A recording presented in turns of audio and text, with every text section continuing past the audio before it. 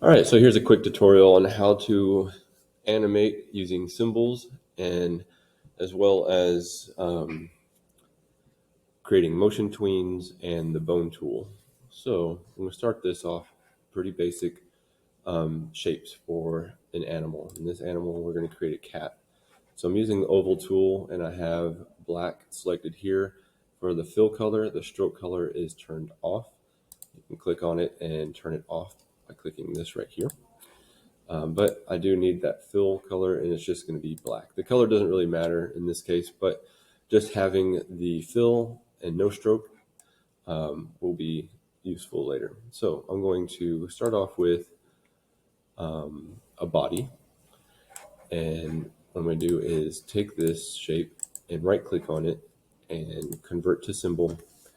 And I'm going to call this cat body, keeping it as a movie clip for all of these. And I'm going to click OK. And now in my library, here it is. I'm going to go to the next one, keep the same settings. And this one's just going to be a circle. So I can hold shift and keep that in proportion. And I'm going to do the same thing. Press V and select what I got. Right click, convert to symbol, cat head, and then OK. I'm going to use my Polystar tool and I'm going to go to properties. And with the Polystar tool, what I'm going to do is click on tool. Polygon is selected. Number of sides is 3. Point size is 1. So when I drag it out, it makes a triangle. And I'm going to select that object. Convert to symbol, ear. I only need one ear in this case. All right, now I'm going to need let's start off with, let's do a classic brush tool. And it has to be a classic brush tool in this case because classic brush tool is a fill tool. And we're going to use a certain way of animating this and it will work on fill objects. So this is a fill tool and we use a classic brush tool or B on your keyboard. And I have the size set to 50. And I'm going to hold shift and drag a line out so it's straight and let go. I'm going to select that object, convert to symbol, and call it cat tail. And I'm also going to need some eyes. So I'm going to use my oval tool again, except I'm going to switch it up. I'm going to use a white fill. So I hit these. You can hit the double arrows here. You can hit this also, black and white. I need a white fill with a black stroke. So I'm going to go like this, make a eye shape. And I'm going to select that object, right click. And this one I'm going to call just eye. And I'm going to create another object out of the oval tool, switch it up. I want it to be black fill, but no stroke. So I'm going to click on the stroke and go back here. And this time I'm going to do a little pupil. I'm going to select that object, right click, and call this pupil. Now, what's going to be interesting is that I'm going to combine two symbols together. So I'm going to take this object and put it here. Now it's snapping all over the place. If you don't like the snapping parts, then you can select it and you can use your keyboard to kind of nudge it into place. So I'm just using the arrow tools, arrow buttons to snap it or push it where I want it to go.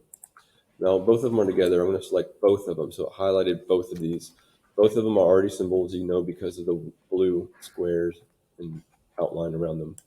I'm going to right click and I'm going to convert to symbol. I'm just going to call this one eyeball. And it's going to be these two things together. So now that I've got this, what I'm going to do is assemble my character. So I have a body. I have a head. I have an ear. And if I want an identical ear, I can just go to my library here, go to ear, and drag another one out. And I can use Q and kind of push them where I want them to go, like that. I can nudge that a little bit closer. So there's the beginning of a cat. I've got this symbol right here, which I can take and drag right here. And I can do another one, eyeball, and drag another one right here. So it looks more complete. The tail, I'm going to save that for later. So what I'm going to do right now is actually just delete it. And I'm just going to focus on the eyes for right now. So what I want to do is zoom in here, nudge this in a little bit. There we go. So I've got a pupil that I want to move around, but I don't want to move everything else around. So I'm in scene 1 right now.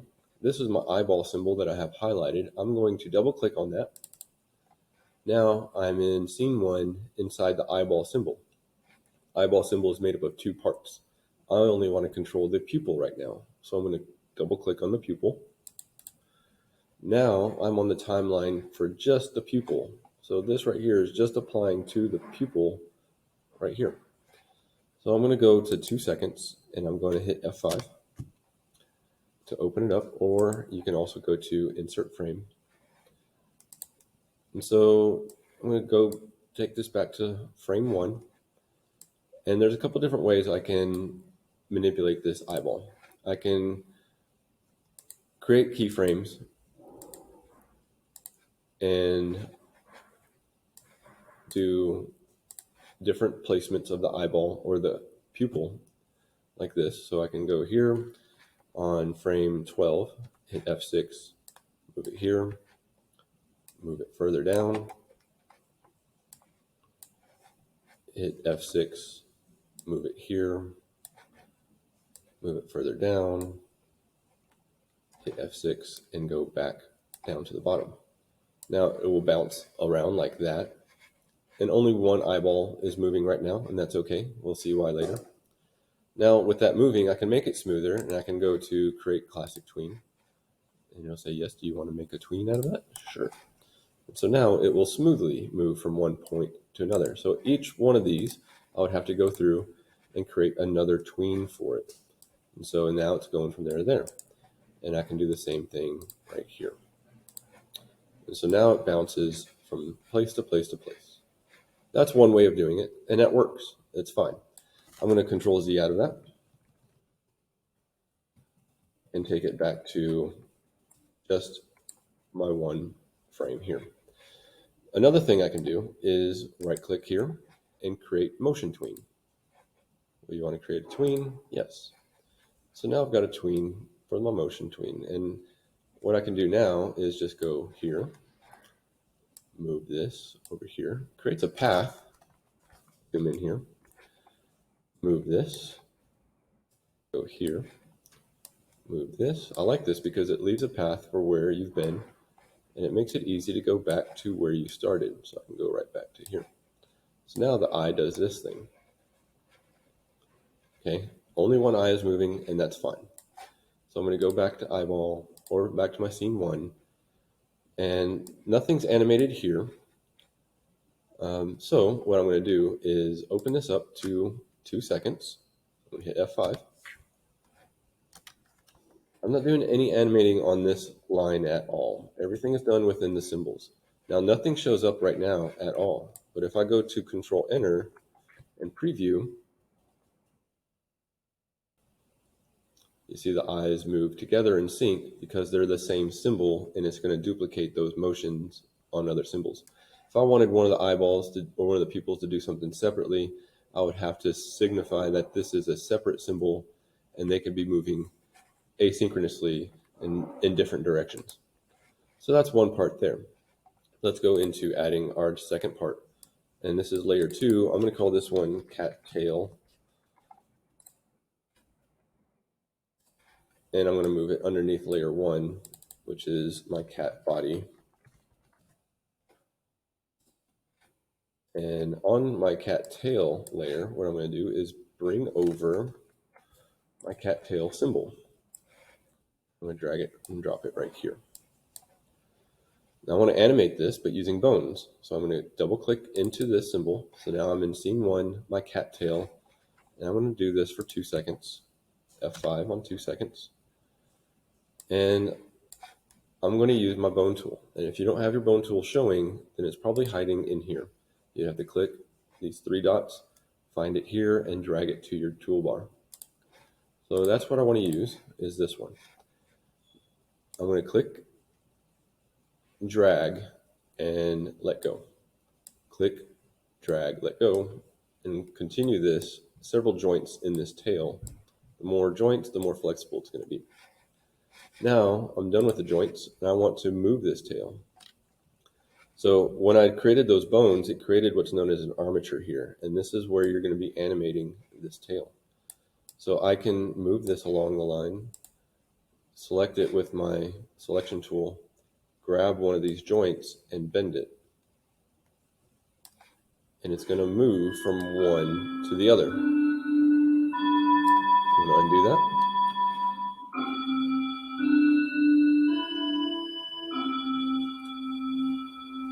Sorry about that. Now, if I want to just move one joint at a time, I'm going to hold Shift on the keyboard, grab this joint, and bend it like that. And I can be a little bit more restrictive with how I'm moving this. I can do the same thing for this one, bend it here. Now notice it's going to start to crease, and that can be an issue with the geometry of your tail. So depending on how you've made your object, it may or may not flex exactly how you want it to. So now it's going to flex from there to there. And I can go on down the line like a motion tween and decide, hey, I want this to like flick back and forth now. And then maybe like this.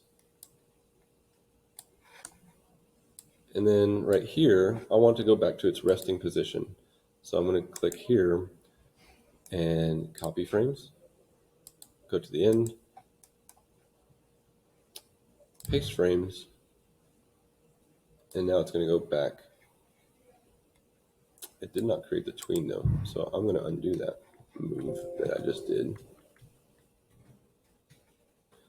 and just bring it back down the way I had it.